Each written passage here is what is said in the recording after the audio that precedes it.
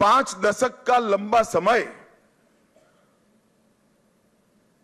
लोकतंत्र की दृष्टि से, कानून और व्यवस्था की दृष्टि से, बंगाल के अर्थतंत्र के ह्रास की दृष्टि से और बंगाल के विकास में शून्य गति, नेगेटिव गति देने की दृष्टि से बंगाल के लिए एक दुस्वप्न जैसा हुआ है। और हम सबका दायित्व है कि मोदी जी ने जो वादा दिया है बंगाल की जनता को,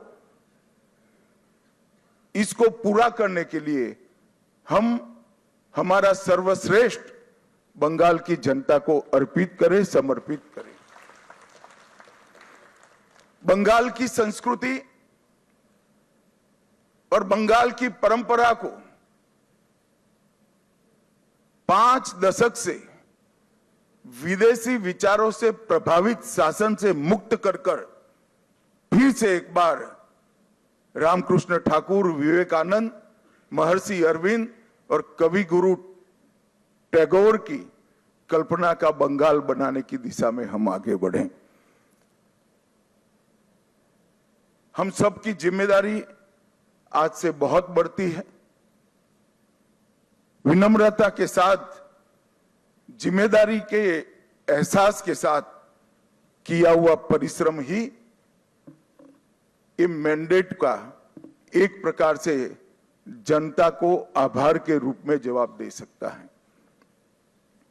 मित्रों, आज बंगाल का विजय अनेक दृष्टिकोण से बहुत महत्वपूर्ण है।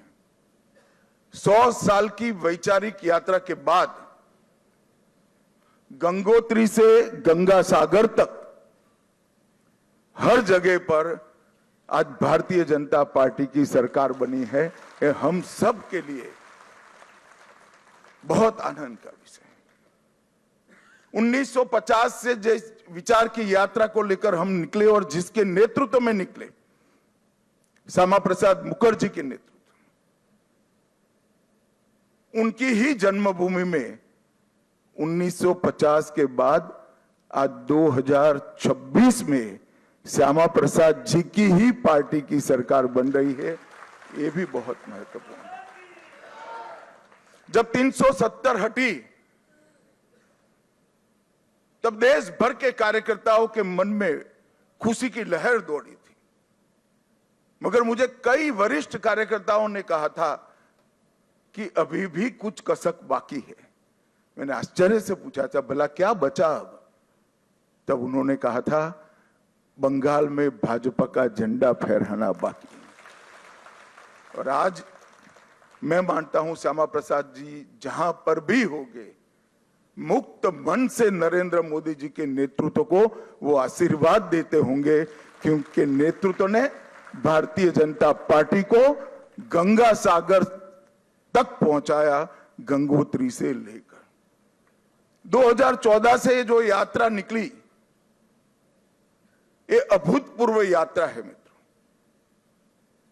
अपने पुरुषार्थ से, अपने कौशल से, अपनी प्रामाणिकता से जनमत को कैसे संजोया जा सकता है और जनमत को कैसे विस्तृत किया जा सकता है, इसका दुनिया भर के लोकतंत्र में सबसे उत्कृष्ट उदाहरण है तो 2014 से 2026 की भारतीय जनता पार्टी की यात्रा। सिर्फ विचार नहीं फैला, संगठन भी विस्तृत हुआ। सिर्फ संगठन विस्तृत नहीं हुआ, विचारधारा भी मजबूत हुई। और सिर्फ विचारधारा मजबूत नहीं हुई, इसके साथ घर घर तक विकास पहुंचाने का काम भी हमने बहुत अच्छे तरीके से किया। और पूरा देश आज इस बात के लिए हमारी पार्टी और हमारे नेतृत्व को, नरेंद्र मोदी जी को स्वीकृति देता है। मैं बंगाल की ही बात करूं, मैं ही अध्यक्ष बना था, उपचुनाव आया, हमारे अभी के अध्यक्ष समीक भट्टाचार्य जी एक उपचुनाव जीतकर हमारा खाता खोले थे। 2014 की बात कर रहा हूं। 16 में 3 हुए, 21 में 77 हुए, और 26 में 207 के साथ आज हमारा मुख्यमंत्री बैठने जा रहे। ये यात्रा जितनी भव्य है, आनंददायक है, मगर यात्रा का मार्ग जबरदस्त असहनीय पीड़ा से भरा हुआ है। मैं आज भूल नहीं सकता कि 321 भारतीय जनता पार्टी के देवतुल्य कार्यकर्ताओं ने अपनी जान इस जीत के लिए गंवाई है, विचार के लिए गंवाई।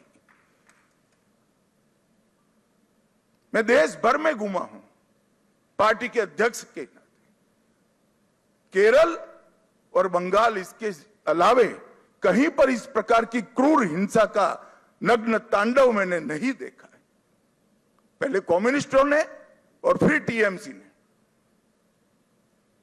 मैं आज हृदय के भाव के साथ वो सभी 321 कार्यकर्ताओं के परिवारजनों को देश की करोड़ों करोड़ों जनता की ओर से और भारतीय जनता पार्टी के करोड़ों कार्यकर्ताओं की ओर से भावपूर्वक नमन करना चाहता हूं।